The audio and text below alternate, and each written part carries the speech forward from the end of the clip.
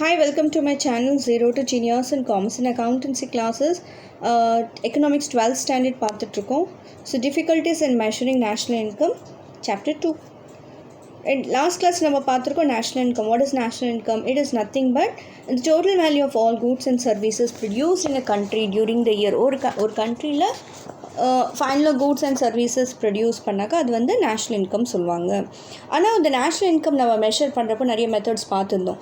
So நிறைய problems இருக்குது. So இந்தியாவில் பார்த்தீங்கன்னா நிறைய நம்ம வந்து அடாப்ட் பண்ணுறதெல்லாம் வந்து அன்ஆர்கனைஸ்ட் ரிலேட்டட் செக்டார், நான் மானிட்டரி, அது மாதிரி நம்ம கண்ட்ரியில் எல்லாமே வந்து அக்ரிகல்ச்சர் ரிலேட்டட், பார்ட்டர் சிஸ்டம்ஸ், சிலது வந்து பார்ட்டர் சிஸ்டமும் ஃபாலோ பண்ணுறாங்க. ஸோ இது மாதிரி எல்லாம் நம்ம இந்தியாவில் ஒரு சில விஷயங்களை நம்ம டிஃபிகல்ட்டாக ஃபேஸ் பண்ணுறோம் ஒரு நேஷ்னல் இன்கம்மை மெஷர் பண்ணுறதுக்கு. ரைட், அதில் என்னென்ன இருக்குன்னு ஃபர்ஸ்ட் பார்க்கலாம். Transfer payments, difficult in accessing depreciation allowance, unpaid service, income from illegal activities, production for self-consumption and changing price, capital gain and statistical problem. இதெல்லாம் இப்போ படிப்போம். Right, transfer payments நான் already சொன்னேன். It is nothing but a PF. Transfer பேமெண்ட்னா PF. Right, அது வந்து என்ன பண்ணுவாங்கன்னா நீங்கள் ஒரு ஒர்க் பண்ணுறப்போ உங்களுக்கு PF டிடெக்ட் பண்ணிடுவாங்க. அது வந்து it is nothing but a transfer payment. So government makes payment in the form of pension, unemployment allowance, subsidies, அது மாதிரியெல்லாம் கொடுப்பாங்க. அது கவர்மெண்ட்க்கு வந்து எக்ஸ்ட்ரா எக்ஸ்பெண்டிச்சர் அது உங்களுக்கு கட் பண்ணிவிட்டு அவங்க என்ன பண்ணுவாங்க, எடிஷ்னலாக உங்களுக்கு வந்து லாஸ்ட்டில் நீங்கள் வித்ட்ரா பண்ணிக்கணும், பென்ஷன் அமௌண்ட் வித்ட்ரா பண்ணிக்கணுக்கா நீங்கள் அந்த வாலண்டரி கொடுக்குறப்ப இல்லாட்டி உங்களுக்கு ரிட்டையர்மெண்ட் ஆகிறப்ப அந்த அமௌண்ட் வரும். ஸோ அது வந்து ஒரு கவர்மெண்ட்டுக்கு ஒரு பேர்டன் மாதிரி தான். ஏன்னா அவங்க கான்ட்ரிபியூஷனும் இருக்கும்.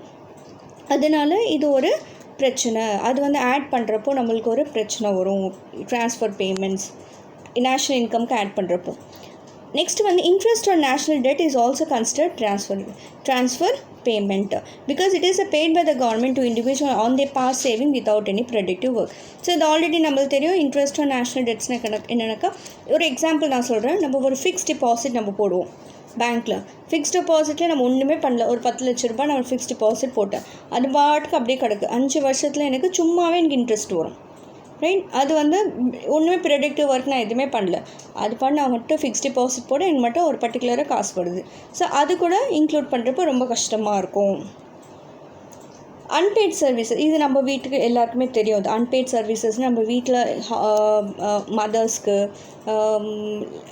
Like the women who works for our house, அவங்க வேலைக்கு போகாமல் வீட்டிலே ஹவுஸ் ஒய்ஃபாக இருக்கிறவங்க என்ன பண்ணுவாங்க, நம்ம மீல்ஸ் ப்ரிப்பேர் பண்ணுவாங்க, டெய்லரிங் ஒர்க் பண்ணுவாங்க, பெண்டிங் ஒர்க், வாஷிங், க்ளீனிங், குழந்தைங்க பார்த்துக்கோங்க. இவங்களுக்கெல்லாம் நம்ம வந்து யாருமே பே பண்ண மாட்டாங்க காசு. அவங்க நம்மளுக்கெல்லாம் ஃப்ரீயாகவே பண்ணுவாங்க. ரைட், அதே நீங்கள் ஒரு சர்வெண்ட்டாக வச்சாக்க வீட்டில் அவங்களுக்கு நீங்கள் பே பண்ணுவீங்க. ஸோ இதெல்லாம் இதை வந்து நம்ம கன்சிடர் பண்ண மாட்டோம். அது ஒரு பிரச்சனை. நீங்கள் உங்கள் வீட்டில் இருக்க அவங்க நான் ஒர்க்கிங் உமன் வீட்டில் ஒர்க் பண்ண ஃப்ரீயாக ஒர்க் பண்ணுறாங்க. அதே நீங்கள் வந்து ஒரு பெய்ட் சர்வெண்ட்டாக வச்சாக்கா இன்க்ளூட் பண்ணுறீங்க. ஸோ இது ஒரு ப்ராப்ளம். நெக்ஸ்ட்டு, இவங்கெல்லாம் எதுக்கு பண்ணுறாங்க, நம்ம மதர்ஸ் எல்லாம் எதுக்கு பண்ணுறாங்க, அவங்க அவுட் ஆஃப் அஃபெக்ஷன். ஸோ அது ஒரு பிரச்சனை நம்ம நேஷ்னல் இன்கம்க்கு இன்க்ளூட் பண்ணுறப்போ. நெக்ஸ்ட்டு, அண்ட் நிறைய இருக்குது. லைக் சிலது வந்து சும்மாவே ஃப்ரெண்ட்ஸுங்களுக்கு பெயிண்ட் பண்ணி கொடுப்பாங்க, சிங்கிங் பண்ணுவாங்க, டான்ஸிங் பண்ணுவாங்க ஃப்ரீ ஆஃப் காஸ்ட்டில். அதெல்லாம் வந்து ஒரு மானிட்டரி டேர்மாக ஆக்சஸ் பண்ணுறது வந்து ரொம்ப கஷ்டம். அது ஒரு ப்ராப்ளம். நெக்ஸ்ட்டு பார்த்தீங்க, இன்கம் ஃப்ரம் இல்லீகல் ஆக்டிவிட்டீஸ்னால் தெரியும். நம்மளுக்கு வந்து ஒரு நியாயமாக சம்பாதிக்கிற காசு இல்லை, அநியாயமாக சம்பாதிக்கிறதோ இல்லை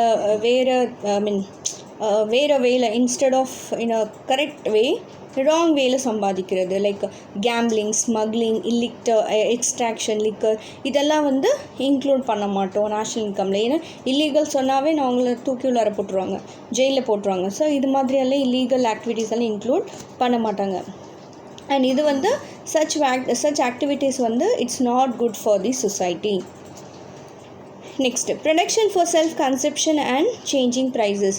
ஸோ ஃபார்மர்ஸ் என்ன பண்ணுவாங்கனாக்கா, நிறைய ப்ரொடியூஸ் பண்ணுவாங்க. ப்ரொடியூஸ் பண்ணிவிட்டு அவங்க வந்து அவங்களுக்குன்னு நிறைய போர்ஷன் அவங்களுக்குன்னு யூஸ் பண்ணிக்குவாங்க. ஃபார் எக்ஸாம்பிள், ஒரு லேண்டில் வந்து நான் வந்து ஃபார்மிங் போட்டிருக்கேன். ஃபார்மிங் போடுறப்ப என்னாகும், அவங்க என்ன பண்ணுவாங்க, நிறைய ஷேர் வந்து செல்ஃப் கன்செப்ஷனுக்கு யூஸ் பண்ணிக்கோங்க. நான் அரிசி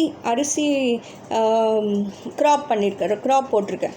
அப்போ என்ன பண்ணுவேன்னா 3/4 முக்கால்வாசி எனக்குன்னு எடுத்துக்கிட்டு கால்வாசி மட்டும் நான் வந்து விற்கிறதுக்கு கொடுக்குறேன். அப்போ அந்த ஒரு கேல்குலேஷன் பண்ணுறதுக்கு கஷ்டமாக இருக்கும் அப்படின்னு சொல்கிறாங்க. நெக்ஸ்ட் நேஷ்னல் இன்கமில் என்னென்னாக்கா இந்த ஃபைனல் கூட்ஸ் ப்ரொடியூஸ் பண்ணுவோம், ஆனால் அந்த ப்ரைஸ் வந்து ஸ்டேபிளாக இருக்குமோ தெரியாது. ஃபார் எக்ஸாம்பிள், நான் வந்து ஒரு மெட்டீரியல் வாங்கியிருக்கேன், ஒரு கிளாத் மெட்டீரியல் வாங்கிட்டு அந்த கிளாத்தோட மெட்டீரியல் 500 rupees. நான் வந்து டெய்லரிங் கொடுத்தேன், நான் வந்து ப்ராசஸ் பண்ணேன், எல்லாமே செஞ்சேன். ஃபைனல் அவுட்புட் வரப்போ அதோட ப்ராடக்ட் வந்து 500 இருக்காது, அதிகமாக தான் இருக்கும், வேரியேஷன்ஸ் இருக்கும். அதனால அது ஒரு கேல்குலேட் பண்ணுறதுக்கு கஷ்டமாக இருக்கும்னு சொல்கிறாங்க. Next we have is capital gain. Capital gain உங்களுக்கு புதுசாக ஒரு டேர்ம் இது. கேபிட்டல் கெயின்னா என்னென்னாக்கா, நான் ஒரு 10 வருஷத்துக்கு முன்னாடி ஒரு வீடு வாங்கிட்டு இப்போ நான் விற்றுடலான் இருக்கேன். அப்போ வாங்கினது ஒரு 10 லட்ச ரூபாய்க்கு வாங்கி, இப்போ அதோடய வேல்யூ வந்து 1 லட்ச ரூபாய். ரைட்? இப்போ விற்கிறப்ப எவ்வளோ டிஃப்ரென்ஸ் வருது, சம்திங் நான் கேல்குலேட் பண்ணுவேன். ஸோ அப்போ என்ன ஆகும், ஒரு டிஃப்ரென்ஸ் வரும். நேஷ்னல் இன்கம் கேல்குலேட் பண்ணுறதுக்கு டிஃப்ரென்ஸ் வரும். என்ன சொன்னேன்னு, செகண்ட் ஹேண்ட் இதெல்லாம் சேல் பண்ணக்கூடாது. ஏன்னா ஆல்ரெடி நான் 10 லட்ச ரூபான்னு இன்க்ளூட் பண்ணிட்டேன். நான் ஆல்ரெடி அந்த நேஷ்னல் இன்கம்னு சொல்லியிருப்பேன். செகண்ட் ஹேண்ட் ரிலேட்டட் எதுவுமே எடுக்கக்கூடாது. இப்போ நான் வந்து என்ன பண்ணுறேன், வீடு வாங்கிட்டேன், அது வீடை வந்து நான் விற்க போகிறேன், அது செகண்ட் ஹேண்ட் ஆகும். செகண்ட் ஹேண்ட் ஆகுறதுனால அது என்னால் நேஷ்னல் இன்கமில் இன்க்ளூட் பண்ண முடியாது. ஆனால் உங்களுக்கு இன்கம் வருது. நீ 10 லட்ச ரூபாய்க்கு வீடு வாங்கியிருக்கீங்க, 1 கோடி ரூபாய்க்கு 10 வருஷத்துக்கு அப்புறம் விற்கிறீங்க, 90 lakhs உங்களுக்கு வந்து டிஃப்ரென்ஸ் வருது. அது இன்க்ளூட் பண்ண மாட்டீங்க, ஏன்னா செகண்ட் ஹேண்ட் ப்ராப்பர்ட்டி. அது ஒரு ப்ராப்ளம். Statistical problem. டெஃபினட்டாக ஸ்டாட்டிஸ்டிக்கல்னால் ஒரு சின்ன விஷயம் தப்பாச்சுன்னா ஸ்டாட்டிஸ்டிக்ஸில் கம்ப்ளீட்டாக நம்ம கொடுத்த டேட்டா எல்லாமே ராங் ஆகிடும். ரிலையபிளாக இருக்காது, பர்ஃபெக்டாக இருக்குது, இன்எஃபிஷியண்ட்டாக இருக்கும். அதுக்கு ஸ்கில்டாக வேணும், ஸ்கில் பர்சன் வேணும். ஒரு ஸ்டாட்டிஸ்டிக்ஸ் பண்ணுறதுக்கு ஒரு ஸ்கில்டாக வேணும். ஸோ நம்ம கண்ட்ரியில் ஒரு statistical problem is a biggest problem. So care taking எடுக்கணும், டபுள் கவுண்டிங்கெல்லாம் எடுக்கக்கூடாது. இதெல்லாம் வந்து ஒரு சில பிரச்சனை இருக்குது ஸ்டாட்டிஸ்டிக்கில். Right? The following are some of the statistics problem. அவங்க சொல்லியிருக்காங்க சிலது வந்து ஸ்டாட்டிஸ்டிக்ஸ் ப்ராப்ளம் இருக்குது. ஃபர்ஸ்ட் ஒன் வந்து accurate and relate data are not so accurated datas எல்லாம் எடுக்க முடியாது, பர்ஃபெக்டாக டேட்டா எடுக்க முடியாது. ஸோ ஒரு நான் போய் ஒரு ஃபார்மர்கிட்ட போய், சார் உங்கள் விவசாயத்தில் எவ்வளோ ப்ரொடக்ஷன்ஸ், அவங்க நிஜமாக சொல்ல முடியாது. நிஜம் சொல்லுவாங்களா பொய் சொல்லுவாங்களா தெரியாது, ஒரு கொஷன் மார்க் தான். நெக்ஸ்ட் வந்து ஒருத்தவங்களுக்கு ஒரு லாங்குவேஜ் கஸ்டம் டிஃப்ரெண்ட்டாக இருக்கிறதுனால அந்த எஸ்டிமேட் பண்ணுறது ரொம்ப கஷ்டமாக இருக்கும். நெக்ஸ்ட் தேர்ட் ஒன் என்ன சொல்கிறாங்கனாக்கா, இந்தியாவில் வந்து நான் கோஆப்ரேட் பண்ண மாட்டாங்க. இன்டிஃப்ரெண்ட்டாக இருக்கும் ஆஃபிஷியல் என்கொயரி. நான் அதான் சொல்லுவேன், ஃபார்மர்கிட்ட போய் சார் உங்களோட இன்கம் எவ்வளோ சார்னா எல்லாருமே தான் போய் சொல்லுவாங்க, நிஜமாக சொல்ல மாட்டாங்க. ரைட்? அது ஒரு பிரச்சனை. அண்ட் நான் கோஆப்ரேட்டிவ் ஆல்சோ, கோஆப்ரேட் பண்ண மாட்டாங்க மேக்ஸிமம். அண்ட் நெக்ஸ்ட் ஒன் வந்து ஸ்டாட்டிஸ்டிக் எடுக்கிற ஸ்டாஃப் எல்லாம் ட்ரெயின்டாக இருக்க மாட்டாங்க. அது ஒரு இன்எஃபிஷியண்ட்டாக இருப்பாங்க, ஏதோ ஒரு கணக்கு கொடுத்துடலாம்ப்பா அப்படின்னு சொல்லிட்டு இருப்பாங்க. அது ஒரு பிரச்சனை. அவ்வளோதான். ரைட்? இந்த வீடியோ உங்களுக்கு பிடிச்சிருச்சுன்னா லைக் பண்ணுங்கள், ஷேர் பண்ணுங்கள், சப்ஸ்கிரைப் பண்ணுங்கள், மற்றவங்களுக்கும் ஷேர் பண்ணுங்கள். Thank you all.